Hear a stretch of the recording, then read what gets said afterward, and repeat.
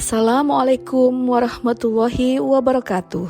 Salam dan bahagia Bapak dan Ibu guru hebat.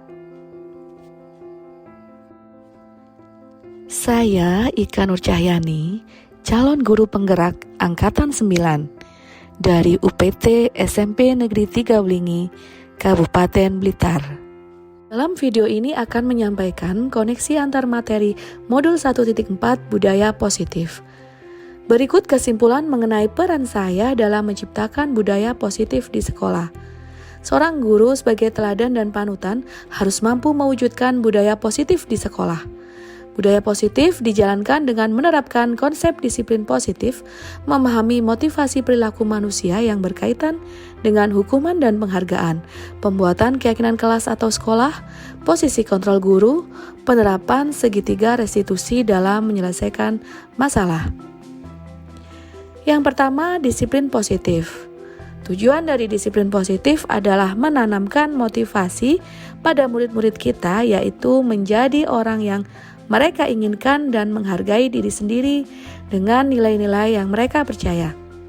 Ketika murid-murid kita memiliki motivasi tersebut, mereka telah memiliki motivasi intrinsik yang berdampak jangka panjang, motivasi yang tidak akan terpengaruh pada adanya hukuman atau hadiah. Mereka akan tetap berperilaku baik dan berlandaskan nilai-nilai kebajikan karena mereka ingin menjadi orang yang menjunjung tinggi nilai-nilai yang mereka hargai atau mencapai suatu tujuan mulia. Yang kedua, motivasi perilaku manusia, yaitu untuk menghindari ketidaknyamanan atau hukuman, untuk mendapatkan imbalan atau penghargaan dari orang lain, dan untuk menjadi orang yang mereka inginkan dan menghargai diri sendiri dengan nilai-nilai yang mereka percaya. Yang ketiga, posisi kontrol guru. Sebagai penghukum, pembuat merasa bersalah, sebagai teman, sebagai pemantau, dan juga sebagai manajer. Hendaknya seorang guru memiliki posisi kontrol guru sebagai manajer. Sebagai manajer, guru berbuat sesuatu bersama dengan murid, mempersilahkan murid mempertanggungjawabkan perilakunya, mendukung murid agar dapat menemukan solusi atas permasalahannya sendiri. Murid diajak untuk menganalisis kebutuhan dirinya maupun kebutuhan orang lain. Di sini penekanan bukan pada kemampuan membuat konsekuensi, namun dapat berkolaborasi dengan murid bagaimana memperbaiki kesalahan yang ada. Selanjutnya, pembuatan keyakinan kelas atau sekolah. Keyakinan yaitu nilai-nilai kebajikan universal yang disepakati secara tersirat dan tersurat, lepas dari latar belakang suku, negara, bahasa, maupun agama yang diterapkan di sekolah. Seseorang akan lebih tergerak dan bersemangat untuk menjalankan keyakinannya daripada hanya sekedar mengikuti serangkaian peraturan tertulis tanpa makna. Selanjutnya, segitiga restitusi dalam penyelesaian masalah. Guru yang berperan sebagai manajer menggunakan segitiga restitusi dalam menyelesaikan masalah melalui 3 tahapan, yaitu menstabilkan identitas, validasi tindakan yang salah, dan menanyakan keyakinan yang bertujuan untuk mewujudkan murid yang mandiri dan bertanggung jawab. Keterkaitan antara budaya positif dengan filosofi Ki Hajar Dewantara, nilai dan peran guru penggerak, dan visi guru penggerak adalah dengan menerapkan budaya positif di sekolah akan memudahkan tercapainya tujuan pendidikan nasional sesuai filosofi Ki Hajar Dewantara, yaitu pendidikan berpihak pada murid, merdeka, dan menuntun tumbuhnya kodrat alam dan kodrat zaman. Budaya positif terwujud apabila seorang guru memiliki 5 nilai guru penggerak, yaitu berpihak pada murid, mandiri, reflektif, kolaboratif, dan inovatif. Budaya positif terwujud apabila ada kolaborasi antara semua warga sekolah dengan keyakinan sekolah yang disepakati dan dilaksanakan bersama. Perubahan yang diinginkan sesuai visi guru penggerak adalah terbentuknya budaya positif agar sekolah nyaman, aman, dan berpihak pada murid.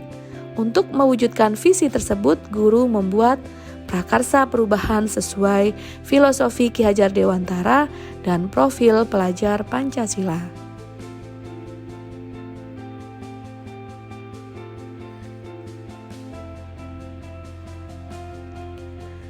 Saya sudah memahami konsep-konsep dalam modul budaya positif yang berkaitan dengan disiplin positif, teori kontrol, teori motivasi, hukuman dan penghargaan, posisi kontrol guru, kebutuhan dasar manusia, keyakinan kelas, dan segitiga restitusi. Seluruh konsep ini harus dipahami dan diwujudkan dalam tindakan dan dibagikan kepada rekan guru yang lain. Hal-hal yang menarik untuk saya dan di luar dugaan adalah saat saya mempelajari posisi kontrol seorang guru. Ternyata selama ini yang saya lakukan dalam posisi kontrol masih dalam posisi sebagai pembuat merasa bersalah dan sebagai teman, yang berdampak kurang baik bagi murid karena mereka dapat menjadi pribadi yang kurang mandiri, tidak merdeka, dan kurang bertanggung jawab atas segala perilaku dan sikapnya, yang pada akhirnya dapat menciptakan lingkungan yang kurang nyaman dan aman.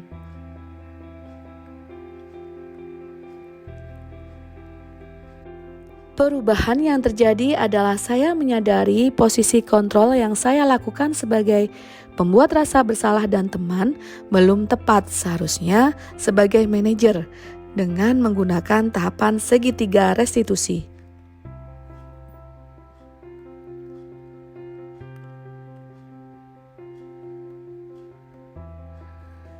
Saya menangani siswa yang tidak mengerjakan tugas dan mengganggu temannya dengan menggunakan langkah segitiga restitusi, yaitu menstabilkan identitas, validasi tindakan yang salah, dan menanyakan keyakinan. Perasaan saya ketika mengalami hal-hal tersebut sangat termotivasi untuk terus-menerus memperbaiki diri sesuai nilai-nilai budaya positif.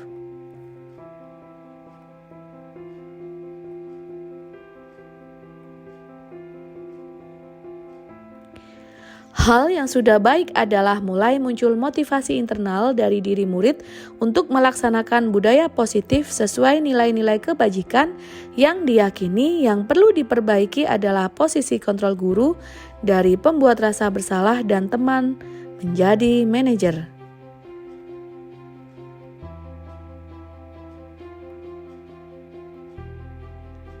Sebelum mempelajari modul ini, posisi kontrol saya sebagai pembuat rasa bersalah. Perasaan saya saat itu merasa bersalah karena membuat murid menjadi sedih, rendah diri, dan kecewa pada diri sendiri. Setelah mempelajari modul ini, saya mulai menerapkan posisi manajer dalam menyelesaikan masalah. Perasaan saya menjadi tenang, bisa membuat murid dapat menjadi pribadi yang mandiri, merdeka, dan bertanggung jawab atas segala perilaku dan sikapnya, yang pada akhirnya dapat menciptakan lingkungan yang positif, nyaman, dan aman.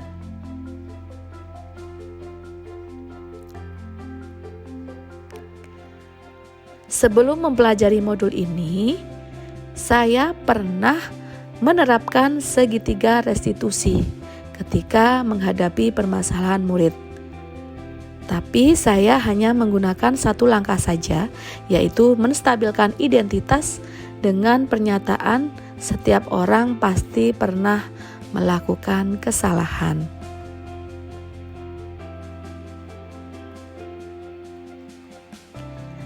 Hal-hal lain yang penting untuk dipelajari dalam proses menciptakan budaya positif baik di lingkungan kelas maupun sekolah adalah melakukan kolaborasi dengan orang tua murid agar budaya positif juga konsisten dilakukan di rumah, juga agar menjadi suatu kebiasaan dan terwujud karakter yang baik di lingkungan manapun. Semoga video ini bermanfaat dan menginspirasi. Salam dan bahagia, Bapak Ibu guru hebat. Wassalamualaikum warahmatullahi wabarakatuh.